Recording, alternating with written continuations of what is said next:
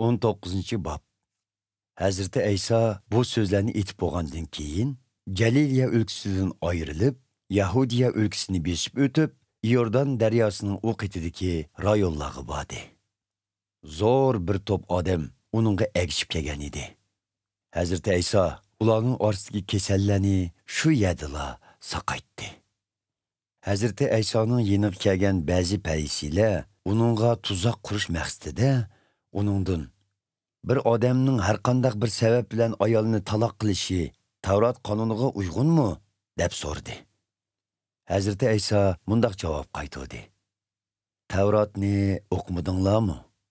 Yaratquchi burunla insonlarning bir gavdi bo'lishi uchun ularni er va ayol qilib yaratdi va bir odamning ota-onasidan ayrilib, ayoli bilan birlashib bir tan bo'lishi ana shu sababdandir, dedi. Shundoq ekan, er ayol amdi ikki tan emas, bir tandir. Shuning uchun Xudo qo'shganni inson ayirmasin. Parisiylar Hazreti İsa'dan, undaqda Musa payg'ambar nima uchun Tavrat qonunida erlarning o'z ayollariga bir parcha taloq xetni beribla ularni taloq qilsa bo'ldiganligini aytdi, deb so'rashdi.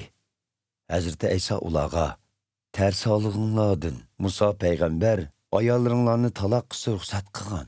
Biroq olam oxirida bo'lganda bundaq emas edi.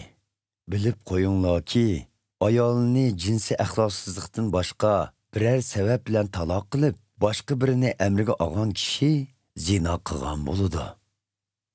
Shogirdlar Hazreti İsa'ga, "Agar er bilan ayol o'tirishga munosabat shundoq bo'lsa, undaqda o'ylanmaslik yaxshi ekan", dedi.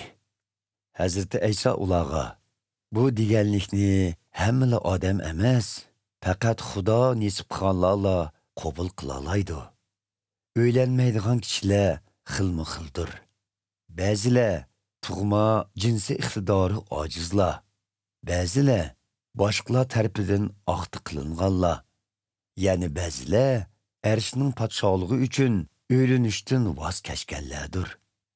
Bu deganlikni qabul qila oladiganlar qabul qilsin", dedi. Qo'lini takkizib baxt tilsin deb kishilar kichik bolalarni Hazreti İsa'ning oldiga elib keldi. Biroq shogirdlar ularni aybladi. Hazreti İsa, "Bolalar oldinga kelsin. Ularni to'smanglar. Chunki arshning podshohligiga kirdiganlar dal mushularga o'xshashlardir", dedi. Hazreti İsa qo'llarini ularga takkizib baxt tilgandan keyin u yerdan ayrildi. Bir kuni bir yigit Hazreti İsa'ning oldiga kelib, "Ustoz, men qanday yaxshi ishlarni qilsam, mangulik hayotga erishiman?" deb so'radi. Hazreti İsa uningga, "Yaxshilik to'g'risida nemishqa mendan so'raysiz? Yaxshi bo'lg'uchidan faqat birila bor. Mangulik hayotga erishmoqchi bo'lsangiz, uning amrlarini ado qiling", dedi. "Qaysi amrlarni deysiz?" deb so'radi hilqi yigit. Hazreti İsa mundaq dedi: "Qotillik qilma, zina qilma, o'g'rilik qilma, yolg'on guvohlik berma, ota-onangga hurmat qil va qo'shningni o'zingni so'ygandek so'y." "Bularning hammasiga amal qilib kelyapman. Bulardan boshqa yana nimalarni qilishim kerak?" deb so'radi yigit. Hazreti İsa uningga, "Agar kam kuchsiz bo'lishni xohlasangiz, berib barliq mol-mulkingizni setib, pulini kambag'allarga bering. Shunda qilsangiz, arishda g'aziningiz bo'ladi. Ondan kelib menga agishing", dedi. Bu so'zni anglagan yigit qayg'u ichida u yerdan ketib qoldi. Chunki uning mol dunyosi nihoyat ko'p edi.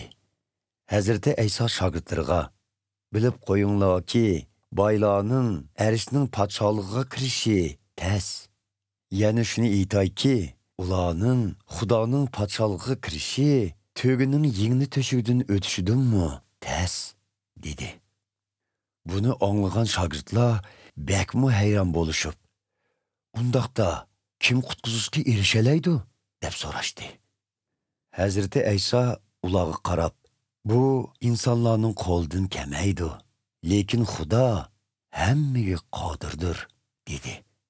Buning bilan Petrus uningdan: "Mana biz hammani tashlab sizga agashdik. Biz bundan nimaga erishimiz?" deb so'radi. Hazrati Isa ularga mundaq dedi: "Bilib qo'yinglarki, yangi dunyo yetib kelib, inson o'g'li shonliq taxtida o'tirganida, sizlar menga agashganlar 12 taxtda o'tirib, Isroillarning 12 qabilasiga hukmronlik qilasizlar. Meni deb o'ylari, qarindoshlari, ota-onasi, bolajoqlari yoki yer zaminlaridan voz kechganlarning hammasi yo'qotqanlardan 100 ortiqroqqa erishib, mangulik hayotdan bahramon bo'ladi. Lekin shu chog'da nurg'un oldingi qatordagilar oxirqilar bo'ladi. Nurg'un oxirqilar oldingi qatorga chiqadi."